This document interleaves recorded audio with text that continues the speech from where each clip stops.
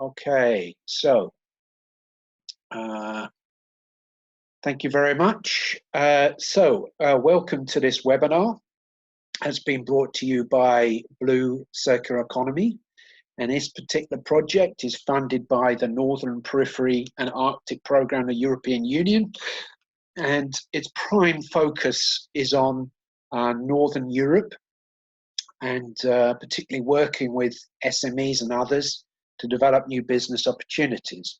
But we open these webinars to a wider audience. The Blue Circular Economy project builds on a very successful award-winning project called Circular Ocean.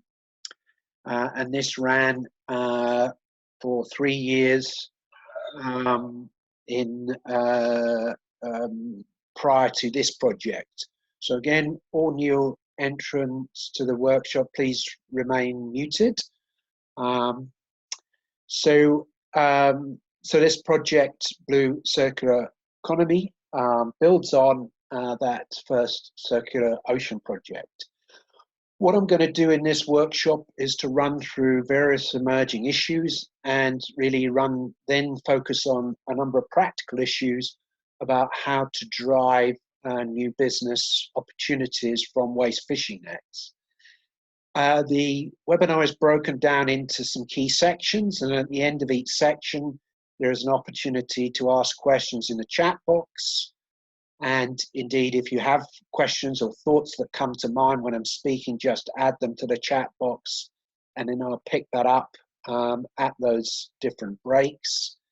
And again, if you want to save any questions to the end, there'll be some opportunities at the end to pick up those questions as well. So, so the workshop is really around how you potentially can convert that waste fishing gear. And again, because this is a new topic, new things emerge all the time in this area, and it's both for gear for so-called fin fish and also shellfish, aquaculture. Each produce its own gear to catch, shell or fin fish, and a lot of that is either being dumped in oceans, either going to landfill or being incinerated throughout the world. And a lot of our focus in this project builds on some more horizontal work we did, particularly historically around eco-innovation, and a series of projects we were involved in, which culminated in a booklet called Eco-Innovate that had over 60,000 downloads. Within the Circular Ocean project, we took a number of those lessons and developed another specific booklet on eco-innovation and waste fishing gear, which is a useful accompaniment to this webinar. And we particularly drew on a number of projects that that we work with micro or small SMEs in the past, more broadly on eco-innovation. So if you were to hunt down the Circular Ocean website or email me after this session, I can then send you a link to various reports that are available from the past. So basically what we've seen over the last sort of 5-6 years is growing concerns around waste plastic in the oceans, marine plastic, marine litter, a lot of terminology, particularly a lot of focus around packaging. But fishing gear has become a growing and perhaps more silent part of this, but it is both a problem in the sea through so-called ghost gear, but also being dumped on piers, harbour sides, but also ending up in landfill. And from research we completed in the past in Scotland, Ireland, Norway, and Greenland, we found that the nylon nets were generally moving because there was a market for the nylon, but the polypropylene and polyethylene were problematic materials. And a lot of these were contaminated and were often stored and I use the word loosely, stored at harbours or harbour sides or port areas, simply because there was no clear waste management route. As many of you will know, there was the passing in Europe of in the end of March of the Single-Use Plastics Directive. That was then recently followed up by some similar legislation in Canada that effectively is looking to put bans on certain single-use plastics. But the area that some people are not so aware of is there are proposals in this legislation, and it is legislation, it is passed, to set up producer responsibility scheme in Europe or in each member state around fishing gear. And a lot of the basis of this particular directive is around the legal basis was formed in the electronics directive. However, I believe there are, apart from the products, a number of fundamental differences between fishing gear and electronics. And those include, electronics are, in a sense, a national issue. They're sold nationally.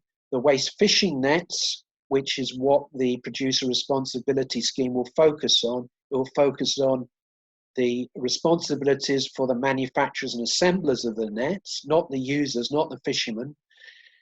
So that is a very fragmented system and often located around ports.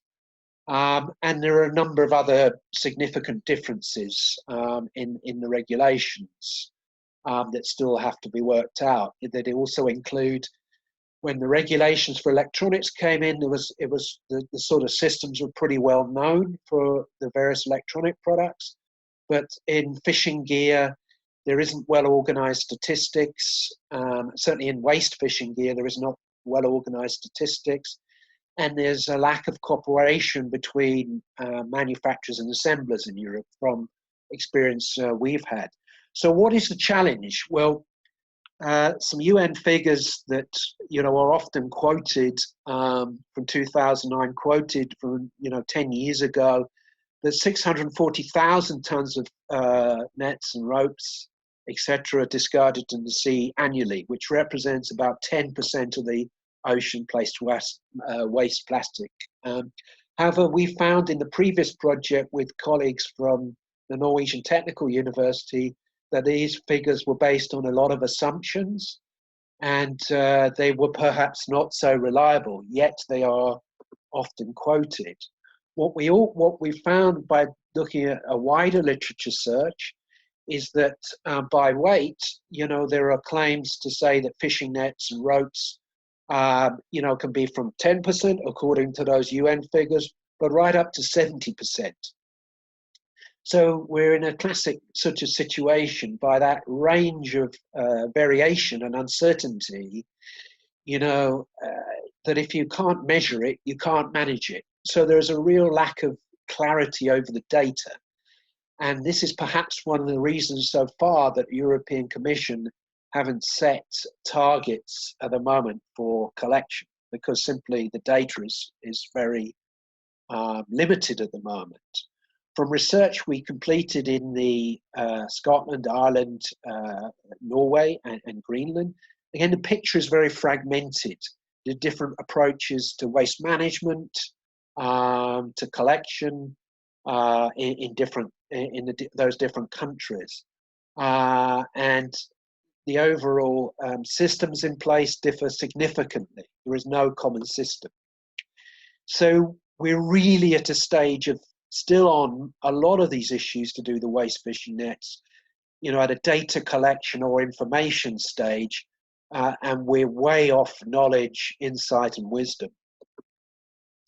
So fishing nets, ropes, components, and peripherals. So we, getting into this issue more, what we realized there was a whole series of materials that are involved in that fishing gear, from the polymers through to metals and rubber and all sorts of different components. So, fishing gear can look like this. Oh, something's gone wrong here. Thanks, sorry.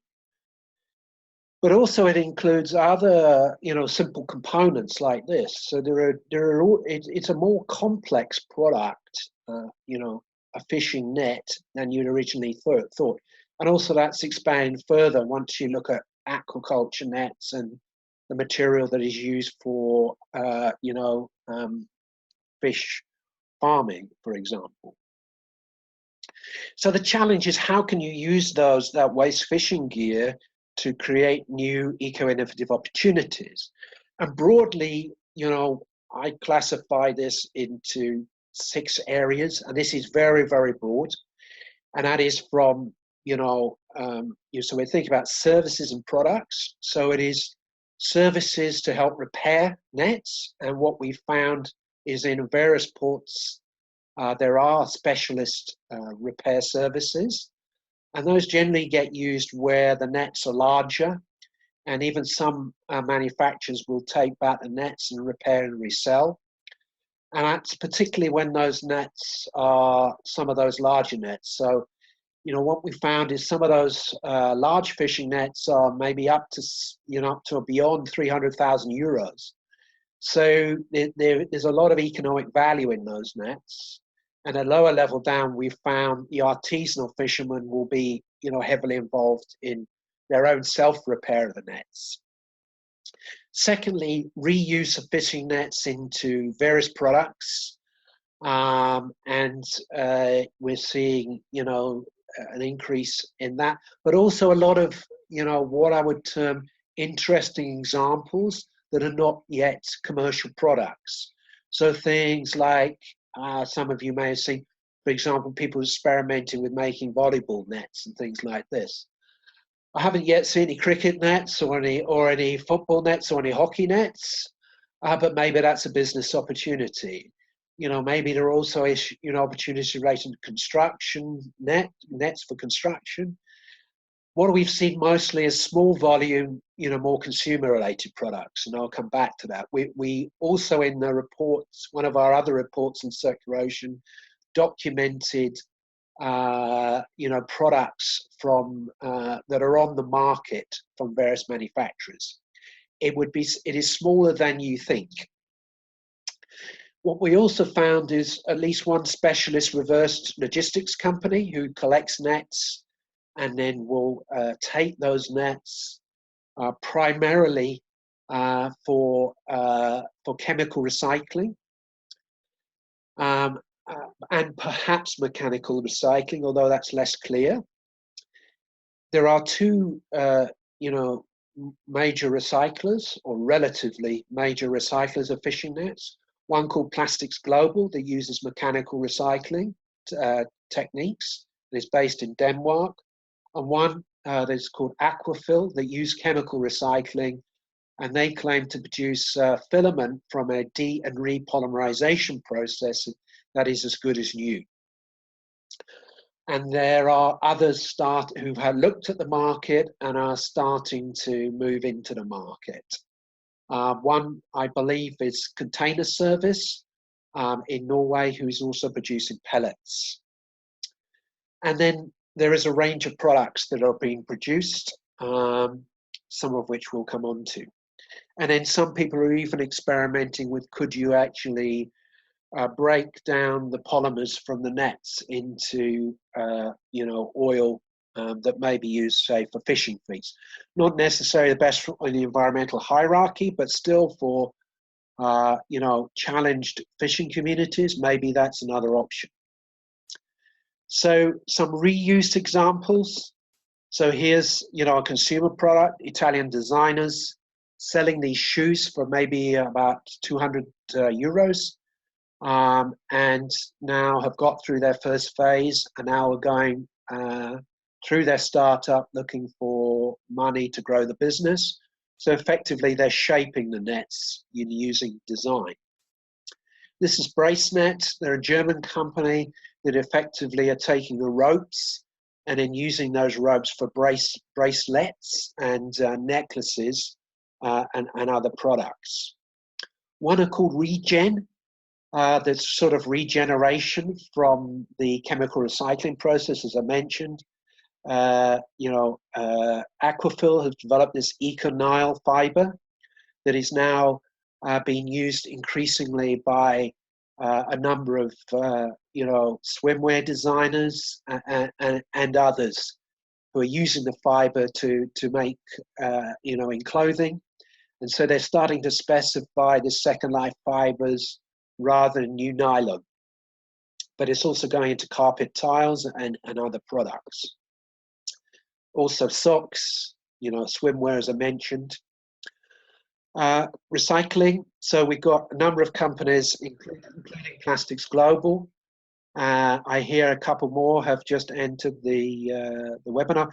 Please stay muted, and there will be opportunities to ask questions in the chat box. So moving onwards. So there are a number of companies now starting to produce pellets from the materials recycling of the fishing nets. That includes Plastics Global and I believe Container Service in Norway. So then those pellets can then be used in injection molding, produce products. So I'll come onto a case study of Burio, who are using their own injection molding equipment to use the pellets to produce a range of products. So theoretically, at least one could actually produce simple plastic products from waste fishing nets. So like I showed you right at the beginning, maybe some of those simple plastic components that go into fishing nets, or maybe some simple plastic fishing boxes that you see at port sides. In effect, you could produce these out of fishing nets. I see no reason for that. I don't believe anybody's done it yet, but this could be an interesting circular approach. So as I said there, maybe you could produce these components as well. We've seen various people experimenting with 3D printing and filament from fishing nets. And we have a company called Fishy Filaments in Cornwall in the southwest of Europe, southwest of UK, who are producing, their business is producing filaments for others to use that filament to produce products. And I'll come back to them. They're an interesting company because they very successfully crowdfunded to get their business off the ground. So in terms of how you start your business, that's an interesting example. And we'll have some other examples later on about how companies have used crowdfunding to kick their businesses off.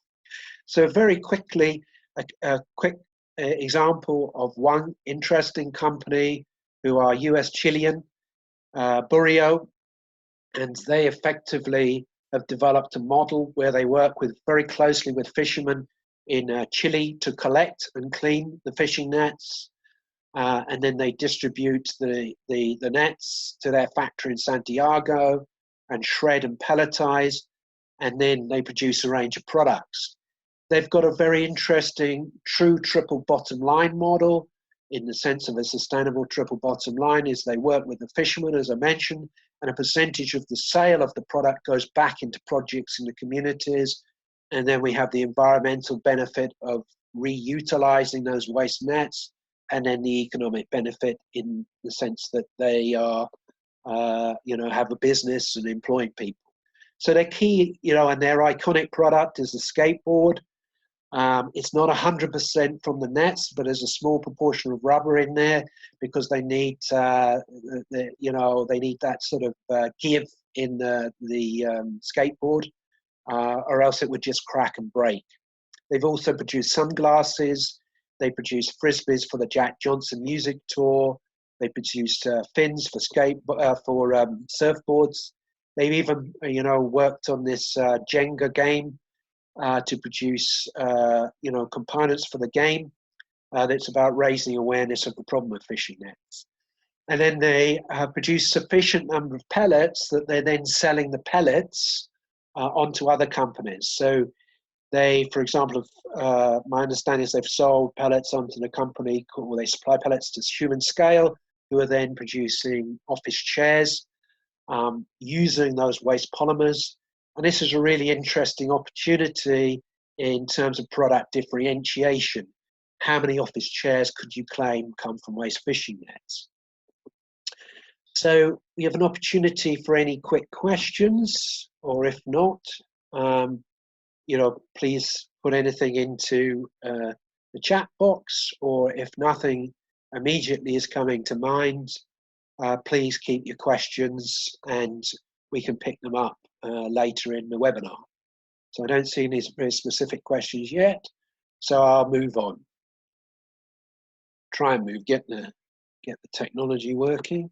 So now just a little bit of theory before we go back into the practicalities of things.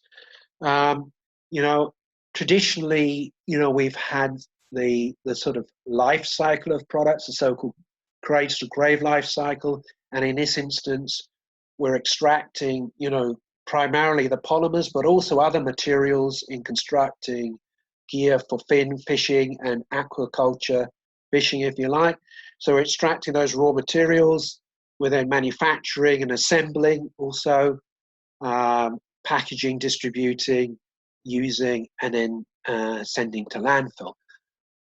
And what designers should be doing is starting to think about how they reduce the environmental impact through each of the life cycle stages, both in terms of energy use, materials use, for example, water, chemicals, etc. So, for example, in this instance, because fishing gear is primarily a passive product, it doesn't use electricity in the use phase, it's about materials thinking. And indeed, there are, I understand, gear technologists who are involved in the development of fishing gear. And design is important, or the design stage is important, because 80% of a product's environmental impact is determined at the design stage. So if you're not thinking about design for repairability or second life at that early stage, it's not going to happen. So we need to be starting to think about how we move from that linear so-called take-make waste economy to this more circular approach that I've exemplified in a book that I've produced called Designing for the Circular Economy. That's a much broader book. It's about keeping the value for as long as, or it's about maximizing the value in products, components and materials for as long as possible in economic and social systems. So it's about value creation and retention. So this idea of circular economy is very important. And we have the idea of designing for the biological economy, the technical economy. And ostensibly, the fishing nets now fall into the technical economy because they're primarily derived from polymers. From my background research early on in the project on this, there seemed to be a shift towards polymers in fishing nets in the 60s. Prior to that, there were a range of other materials used in fishing nets. We may start to see, perhaps as a result of the, new business models emerging associated with the producer responsibility schemes emerging in Europe and Canada, some companies might start to see opportunities for, non-technical materials in fishing nets. So again, what are some of the things that one can think about in terms of circularity in fishing gear?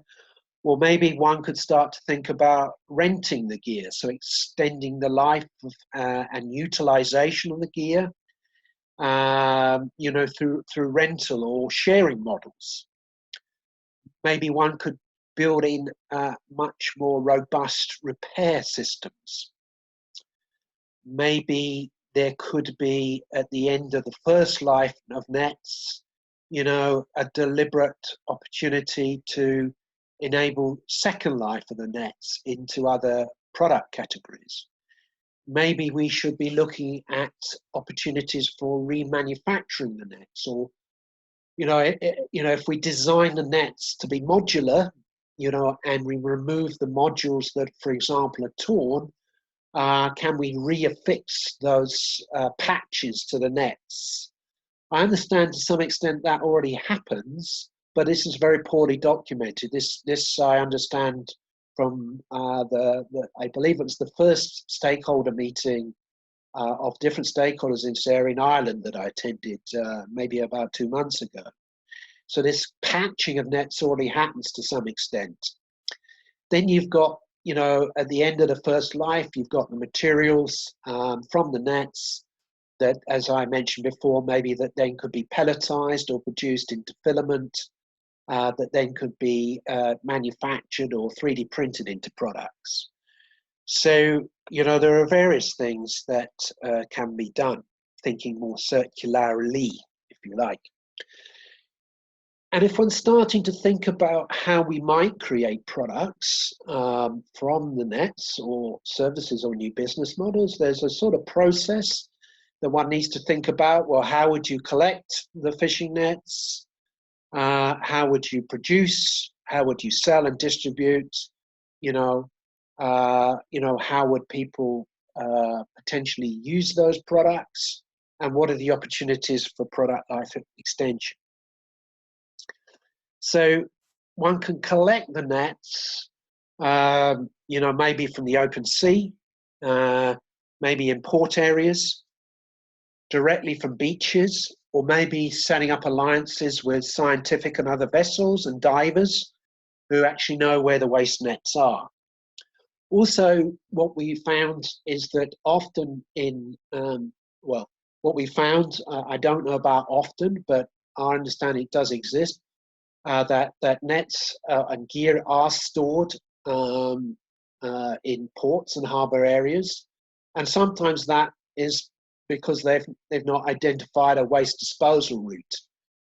So there is some storage in the nets, and particularly in Iceland, there is huge landfilling of nets, and that isn't just polyethylene, polypropylene, but also nylon as well. So, one could, in the production and assembly, one can look at repair, reuse, recycling, and remanufacturing, as mentioned before. So you can assemble the product, you can manufacture it, and then you need to think about, after you've collected the material, you've made the product, how you're going to sell it. So you're going to sell it through local chains, local retail chains. Maybe you're going to sell it online. Maybe even you can look at collaborative sales with other smaller, companies or designers. But also maybe you might even think about, retail chains. If you're looking at a bigger market, or you see a bigger market for your product. And then you also need to think about are the products that you make from the waste gear, pinfish or shellfish, is it a product that's going to be owned? Is it going to be rented? Or is it going to be leased? Is it going to be a more service-based product? So there are examples of products or service-based models where people are offering, to actually, it's more of a tourism service where people provide a boat, and then people will go out and start to fish plastics from the ocean. Now that's been so far seemingly plastic packaging, but could there be another service model about removing fishing nets in some form? And also, other business opportunities might be the businesses associated with the use phase. So, repair and maintenance of the nets, for example. And I'll be going into more detail in this. This is just really just an overview at the moment. So, in terms of thinking about product life extension of those fishing nets, so again, to enable the materials and components in the product of fishing gear to have life extension in the existing format. One can, utilize repair services.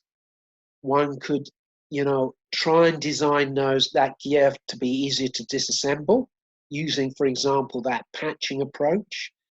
And one may do this through a remanufacturing model where the nets come back in, and maybe those modules are repaired and replaced and then resold. And one may also look at 3D printing through filament as a way to perhaps produce maybe those modules, maybe to reutilize the materials from the nets as well. So some simple product options, that could be business opportunities, businesses to repair, maintain, and resell the nets. Simple reuse-based models, so that's football goals, bags, etc. Recrafting the nets, so working with crafting communities, maybe to make bags or accessories, necklaces, etc. On a larger scale, looking at manufacturing, maybe injection molding, as per the Burio example. Maybe there are also recycling, materials recycling business opportunities, mechanical recycling, chemical recycling, and maybe other peripheral service areas, which also include shredding, and even providing a shredding service for the nets may be a new opportunity. So Q&A, and I see I have one question here. What is typically the prime motivator for fishermen vessels? And this is from Keith. Motivator for fishermen vessels, companies, etc., to return the nets, each of the manufacturer or the recycler.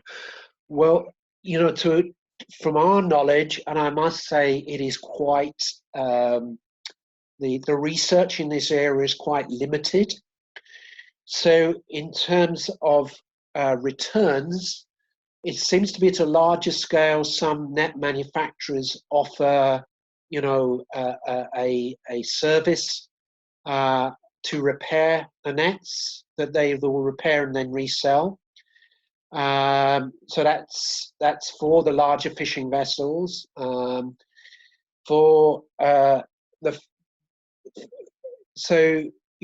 a large extent, those take-back services really don't exist at the moment.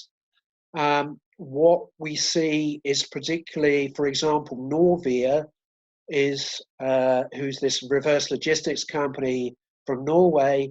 They've seemingly set up business deals in ports and other areas where they will collect the waste fishing nets from the ports, and then they would take them for chemical recycling through the aquaculture, the aquafill process to produce the ECONYL fibers.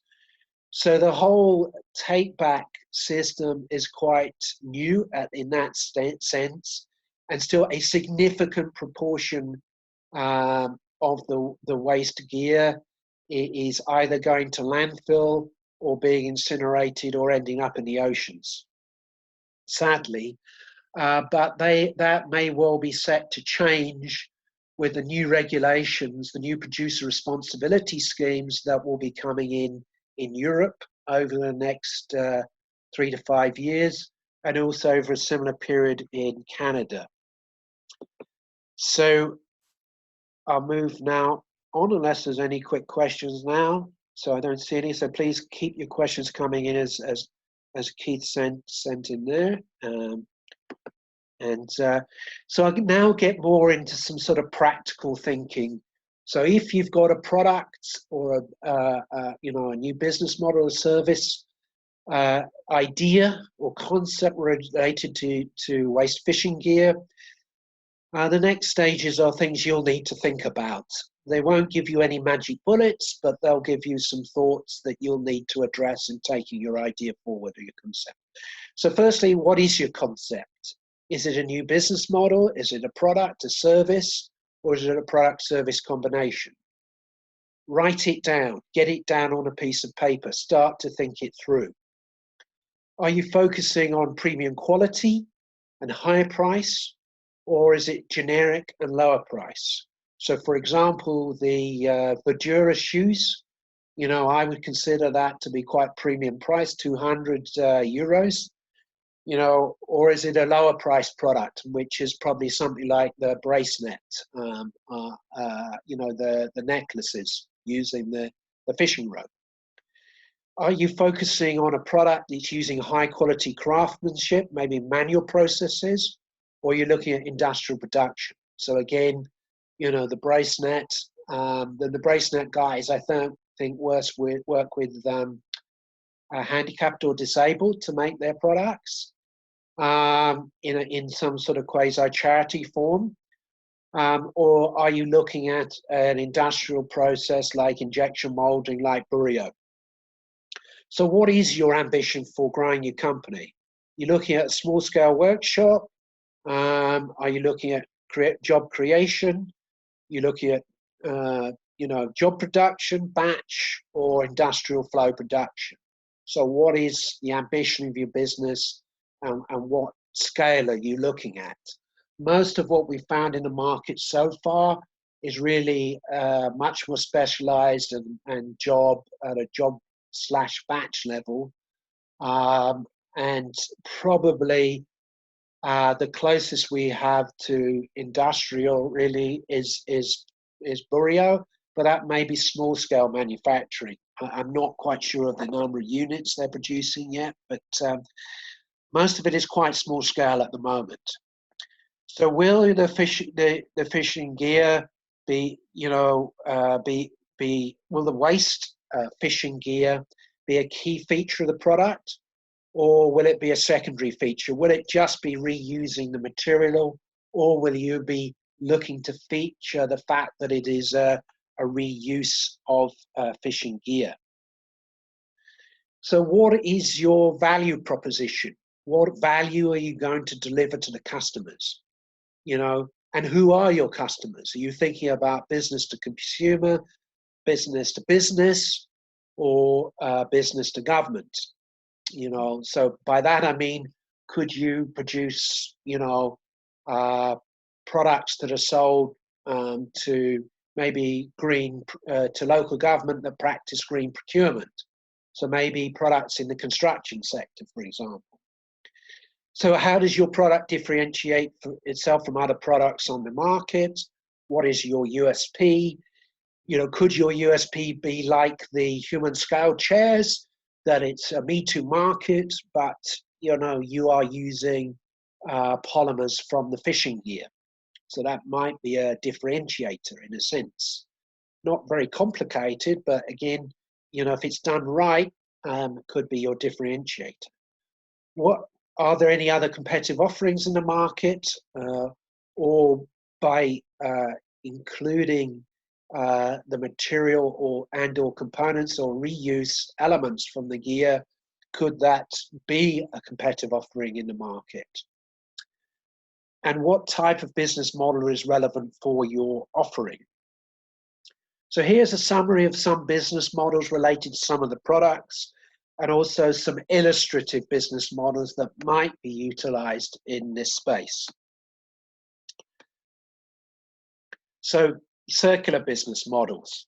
So, Burio, as I've mentioned before, they're making the pot, they're producing, products using injection molding from recycled polymers. Mud Jeans, this is an illustrative example. They are renting jeans. So could you produce, jeans using, for example, the Econile fiber, which is reutilizing the polymers, if you like. That is also, for example, or other form of clothing, for example, that is using the Econile fiber or other fibers that might be being commercially now produced. And maybe you could rent that clothing to millennials. Another illustrative example is, could you, Andesso is a carpet company or produce carpet tiles, and they offer, you know, a service deal that includes maintenance and repair. Now, perhaps a better example in this space would be Interface Floor. Interface Floor have got a long history going back to the 90s about developing a more circular approach that was driven by Ray Anderson at the top. And they have a carpet tile product that is using you know, again, Econile fiber in the carpet tiles. So could you look at a, you know, a carpet tile product or something similar where you also offer maintenance and repair of those carpet tiles?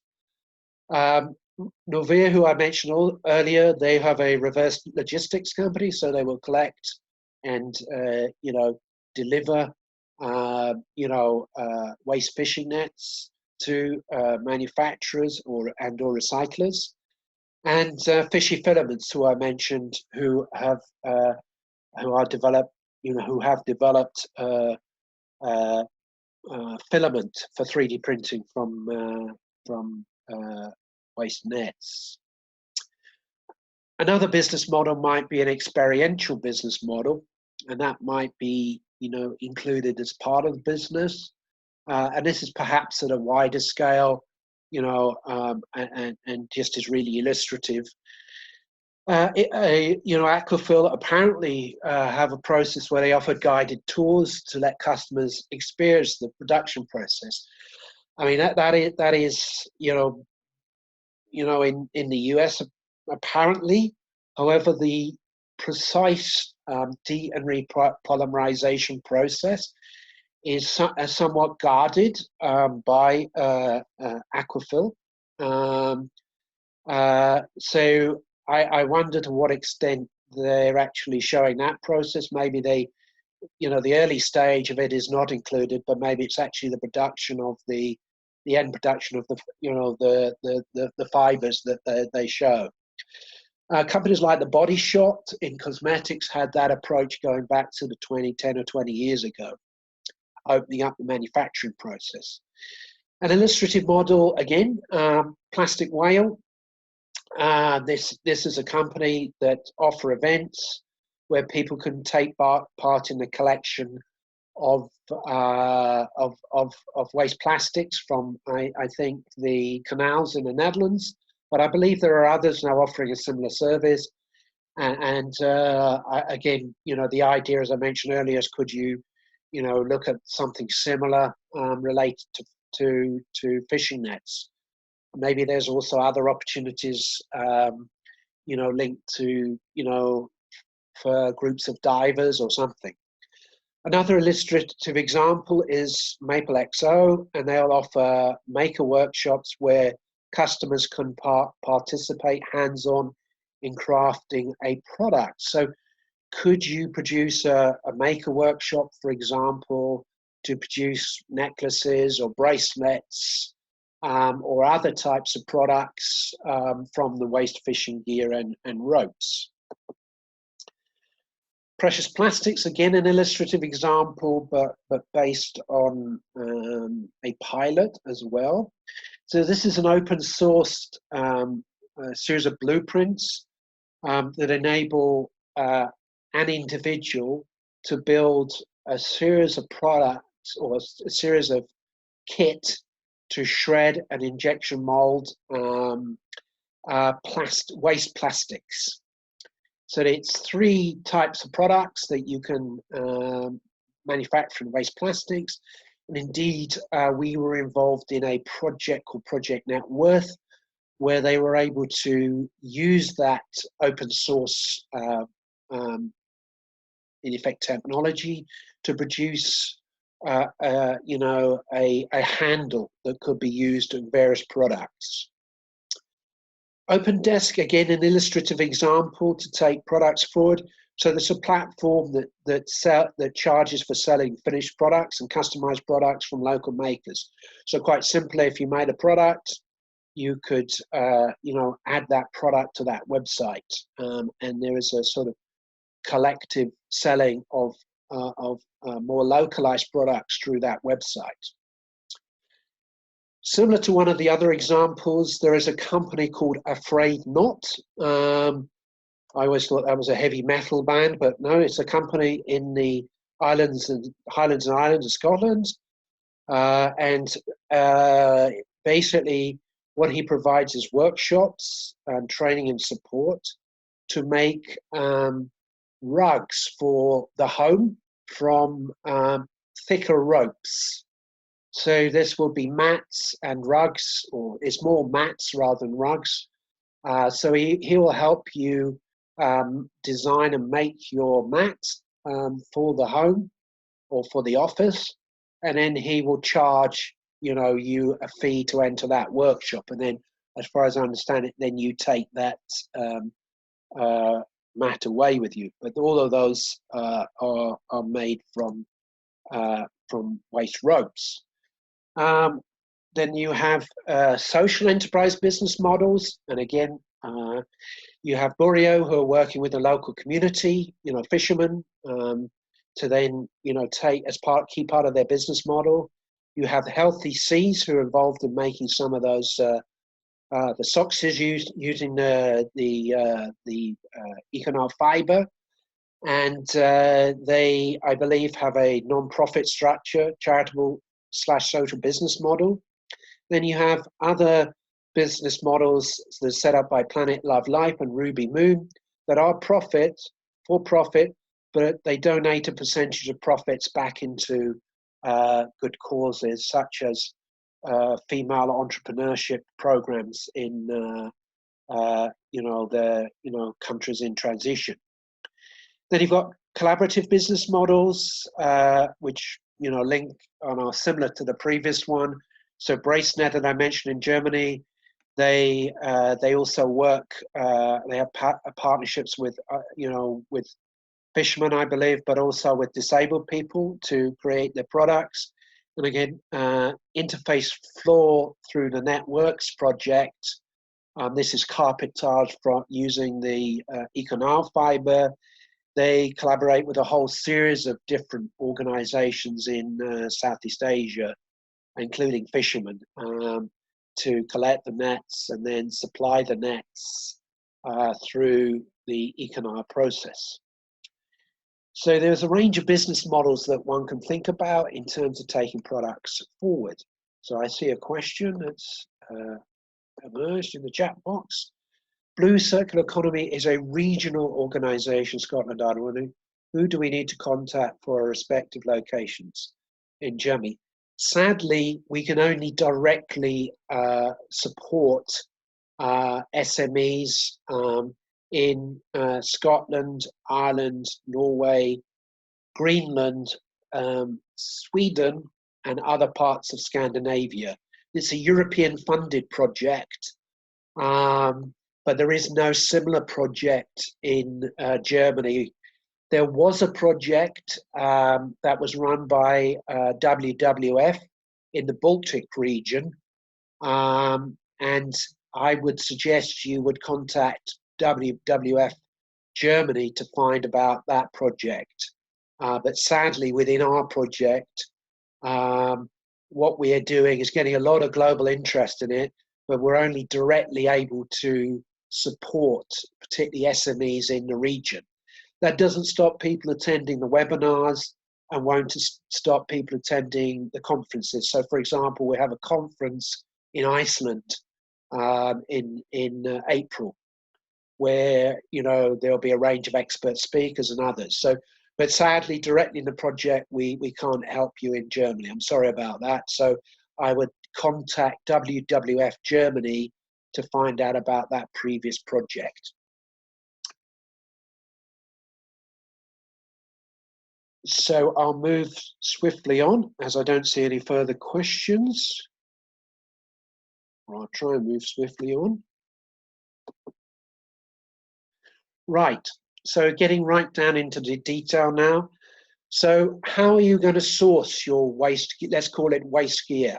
I'll use that for short for the fishing nets, ropes, components, and peripherals. So how are you going to source your finfish gear or your shellfish gear. So some questions you'll need to ask yourself. So how are you going to set up a network or system for collection? Remembering back to those points where you could collect, the fishing gear. So it may be getting more directly involved with those organizations, or maybe developing a direct partnership with the port area or harbor area. As mentioned here, what about partnering with harbor authorities, waste companies, NGOs, and or the significant number of citizen-driven beach clean operations that now exist? Before I got involved in this area, I really wasn't so aware of this, but there's now many different groups around the world that are driven by citizens who are cleaning the beaches and collecting waste plastics, including the nets and the ropes, some of which are reusable.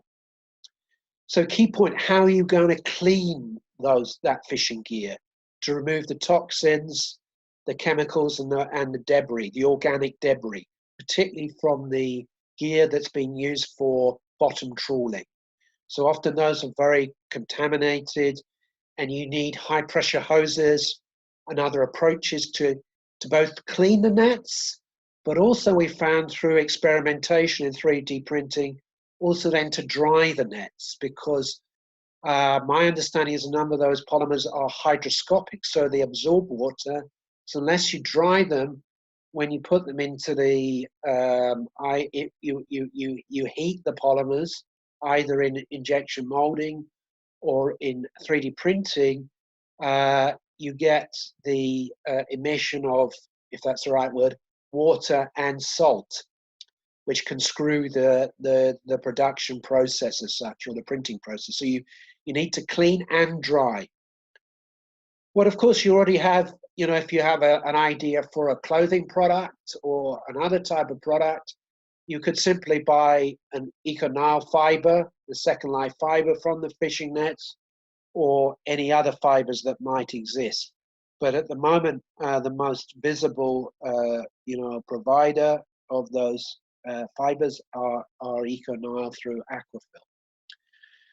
So R&D, research and development. Do you have the necessary skills to build your prototype, to build your, your demonstration, your prototype, to really, take your idea forward? Should you collaborate with a research lab or a university, or for example, a makerspace or a hackerspace or a fab lab? So you might consider partnering with others to get access to the technology. Again, a similar route. It may be others have the technology you might need to produce your prototype, or, if you get beyond the prototyping to scale, it may be rent time on machines rather than invest fully in the kit.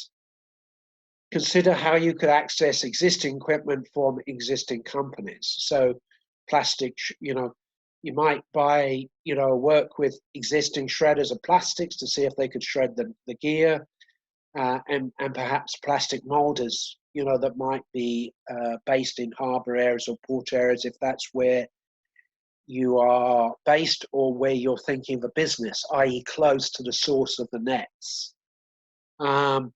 So consider the feasibility of 3D printing. Could you again buy fishy filaments and produce 3D print products from those filaments? Could you consider reconfiguring, building a precious plastics machine and using that to produce a product? So you build your own manufacturing kit. So and what we've done in a report in our Circular Ocean project is we documented many products. But as I mentioned before, there are products such as the Vadura shoes and boots, Axiom, which are cycle bags, that I believe are reusing, the yarn from the fishing nets, but they may also, there is certainly one other company that's using crab pots, as bags for cycling. And you might take inspiration from other areas. So Elvis and Cressy, this is an illustrative example. They produce bags from waste fire hoses, and they now sell those into as a premium product into Harrods. So that's almost verging on upcycled products. So marketing, who is your target audience? Is it business to consumers, business to business, or business to government? And again, if you're looking at B2C, what's your market segments there? Could it be tourists related to areas around port or coastal areas? Could it be surfers? Could it be greener consumers? Awareness. So how will you raise awareness about your product or your service? How will you evaluate the environmental claims associated with your value proposition? One area that I must state is that I think there's going to be a tightening up of green claims associated with products that are utilizing fishing nets and ropes.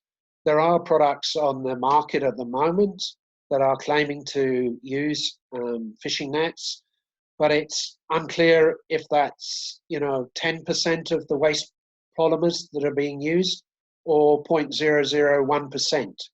So be careful about the claims you make if you're looking at mixing with other types of waste plastics. Because I believe that will be tightened up. So then you need to think about basic things. Will customers how will customers purchase your products through online sites, through stores, etc., through pop-up shops, whatever. And then how will the product be delivered?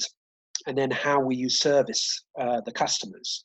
And indeed, going back a little bit with the question is that as a point I missed is I believe that Bureo, if you break your skateboard, they will then send you a new skateboard if you return your skateboard for a discounted fee or maybe for free. I'm not absolutely certain, but I know they're very serious about a closed loop model. So branding, what is the key brand messages and the core story? What is your story behind setting up your product? How should you communicate your vision, your values, and story through, for example, photographs, videos, and different stories about you and your colleagues, the people that founded the firm? How are you going to involve employees, customers, and other stakeholders in the brand? Have you considered co-branding with other relevant products? And some do this in this space. So how much money do you have? How much money do you need to take your product forward based on a longer term plan? And where are you going to get the money from? Self-funding, have you built up a nest egg? Have you got friends and family? Overdraft credit cards? Are you looking at bank loans, venture capital, angel investors, share ownership, startup or incubator programs, and or crowdfunding, for example? And I'll touch on crowdfunding in a moment. Bureo, for example, as far as I understand it, their funding has not come from any conventional funding. It's come from venture investing from Patagonia. It's come from crowdfunding and also incubator programs. So there may be, in a sense, unconventional ways to, fund your business. And before I go into crowdfunding, just some quick thoughts about how you might fire up your business in the beginning. So you might, run a crowdsourcing campaign or hackathon to rapidly develop your ideas. You might create prototypes from your ideas with makerspaces. So you might join a makerspace or a hackerspace or a fab lab, or perhaps set it up as a student project or something. Perhaps use pop-up shops with your prototypes to get early stage feedback from potential customers and users. So, set up a pop-up stand somewhere where there's traffic, people traffic to gain feedback. Launch your idea through social media, and also consider running a crowdfunding campaign to get supporters and to test the commercial viability of your product. So, any questions at this stage, or I'll move swiftly on to the section on crowdfunding, which is moving towards the end. It looks like I may run a little bit over time, but hopefully not too much. If I see no questions, I will move swiftly on. But again, if questions come to you, please feel free to bring them in at the end. So crudely, there are 4 types of crowdfunding. One is donation-based. One is reward-based, where backers receive something tangible for their investment. That might be, the product, some early stage, versions of the product in response for the contribution. So it's an early stage pre-sale opportunity. You see this, for example, in terms of downloading movies, where you can, pre-book a movie. So it's a similar sort of idea. Then you've got loan-based platforms that are using peer-to-peer loan systems. And then you have equity-based crowdfunding, where private investors have the opportunity to invest in unlisted companies or early-stage companies. So there are different types, and you need to be clear about what model you're going for. And some of the crowdfunding platforms are here. Kickstarter, many you've heard of: Kickstarter, Indiegogo, Patreon, Funding Circle, Crowdcube. But there are other specialist crowdfunding operators now emerging, and a number of ones that specialize in the green area. So what are some of the things you need to put together in developing a successful crowdfunding campaign? Thinking about the story, video pictures, the target amount, the campaign length, rewards, pre-marketing, and then running the program itself. So the story. What is your story? Why are you pursuing this project? What's the story? What is the world behind the brand? What's the story behind not just the project, but the product itself? And also, what's the purpose of your campaign? And who are you? What is your backstory?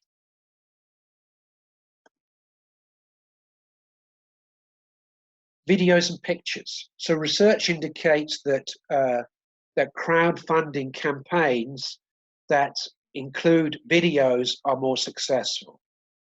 So using a video format to make the campaign more personal and informal.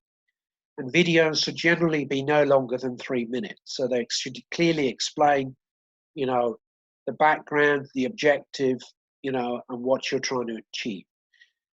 And, you should think about building a website, and on that website you have your video or videos, and then you also have photographs and other material, to help with your campaign overall.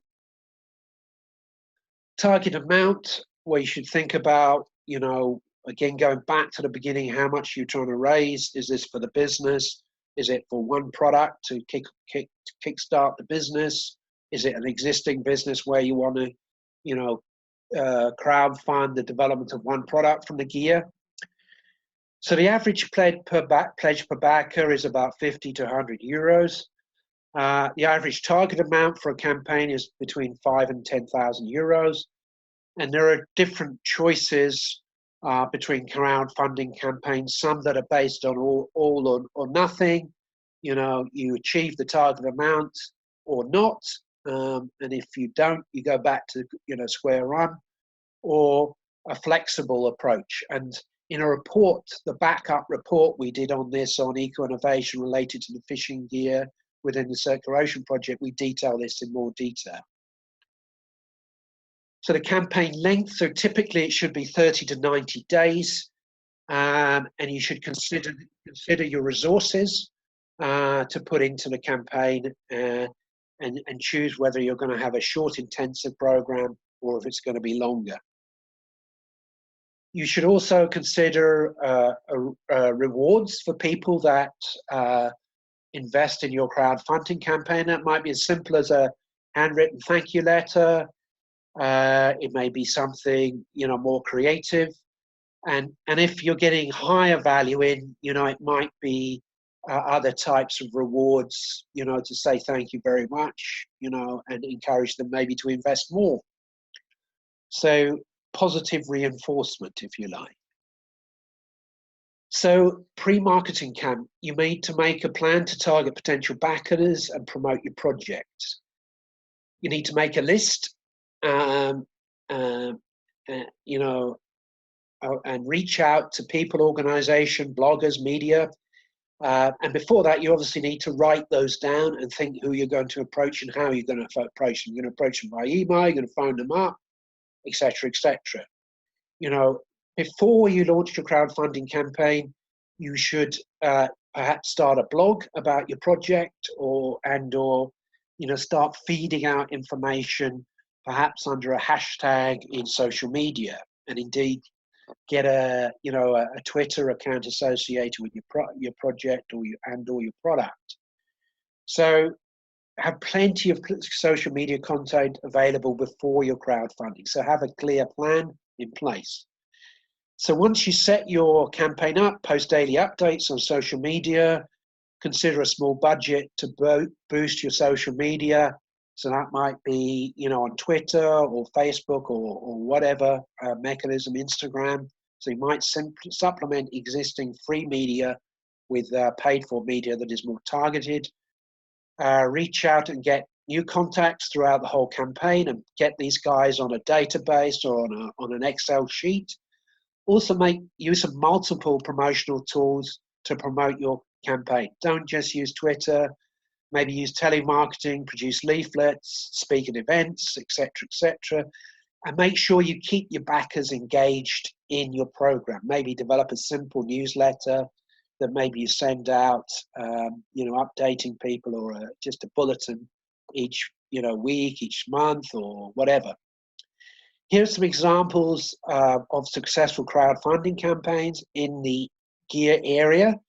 So this is a company called The Other Danish Guy. They had a product using underwear that was producing underwear, I assume, from Nile. They used the Indiegogo campaign, reward-based approach, 230 funders pledging nearly 47,000 US dollars, you know, well over the target amount. Burio, you know, developed a campaign for those sunglasses I showed earlier on Kickstarter, nearly 1,400 funders pledging, you know, $180,000, way over their target amount. Healthy Socks, that again I mentioned earlier, you know, who again producing socks using the Econile fiber. They got 190 funders pledging nearly 18,000 euros over their target amount. And Fishy Filaments, who are using crowd campaign, which was an equity-based approach, they got over 400 funders pledging over 200,000. Which was, you know, well over their target amount of £140,000. So there are a range of things you need to think about if you decide to take a product forward. Also, an issue to consider, again, if your business is based in, you know, a port area or a harbour area or a port city area, is don't forget about your local ecosystem. In your local vicinity, you may well form connections with the local authority, form connections with the fishermen, form connections with you know, maker spaces. make sure you're looking at other partnership or collaboration. Also, maybe with plastics molders and shredders. So, who is sitting in your local ecosystem who you could partner with or collaborate in taking your idea forward? Again, as a reminder, we produced this general booklet on eco-innovation that was designed for startups that's further been evolved into looking at fishing gear. What we also did through the Circular Ocean project is that we ran a series of hackathons, and within those hackathons, a whole series of new concepts were developed for new products and fishing gear, all of which were open sourced on the website. So if you're interested in getting that area in the area and you haven't necessarily thought about your product, by all means have a look at what we came up with in the process there. All I ask is that if you decide to move forward, you follow through and with the email contacts so that the designer's original concept are kept informed. Many of those were happy to let their ideas be open sourced, but it'd be great if we could connect people up. So basically, that's the end of the webinar. And now I have a few questions. So Maris, very interesting. We cannot really stay longer. Fine. Keith, sorry I missed the beginning of the webinar. Will these slides be shared afterwards? They will probably be shared, the actual full webinar video, through the Blue Circular Economy website. There is already one up from the previous session, but each one of these, so that's if you hunt on Blue Circular Economy, you should be able to find the previous webinar. The webinars, are broadly the same, but obviously, well, not obviously, I probably add new information on different ones, but, it will be broadly the similar. So eventually this one will go up there, but there is one up there already. So there's, and within the Blue Circular Economy project, we have these webinars. Also, if anyone is based in Galway or in Ireland, or in Ireland, or in Alesund in Norway, we are going to be hosting some broader stakeholder engagement workshops to bring together different stakeholders in the issue, and particularly looking at the concept of a new, lab idea to take the products forward. We're also going to be running a conference in Iceland, and if you are, within the geographical area of the MPA region, and you are an SME, less than 250 employees, we are able to provide one-to-one support. But unfortunately, that's only if you are in the region. There is also going to be a range of other work going on the project on, for example, new circular business models and a range of other materials. So, you might want to sign up to the newsletter that I think is available from the Blue Circular Economy project. And again, for anyone who would like to follow up with anything specific, please feel free to email me with short, succinct emails. Would be well received. Would be great to hear any quick feedback. Was the workshop useful? Were there any key points that you think should be included? Any quick feedback would be great. Or any final questions? Great. Was it useful? Was it interesting? Any feedback?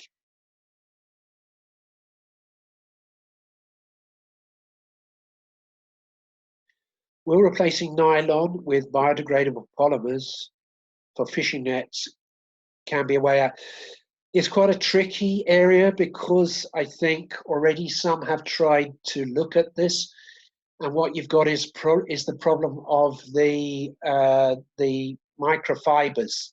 So some of these biopolymers are producing these very thin microfibers, which again is becoming, increasing work by manufacturers on trying to limit that, and also there's going to be regulation coming in time.